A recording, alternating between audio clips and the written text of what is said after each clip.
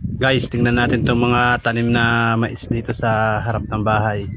Guys, nung dating namin dito, guys, maano pa lang to, maliliit pa lang. Pero ngayon, oh, 3 linggo pa lang, ang bilis niyan lumaki. Malaki na agad. Siguro mga ilang buwan lang ito, pwede na itong maharbisan. Sana pati ang bundok. Lawak ng ano, guys, oh, lawak ng parang tubigan sa animan. Guys, tinatanaw pati ang bundok dito.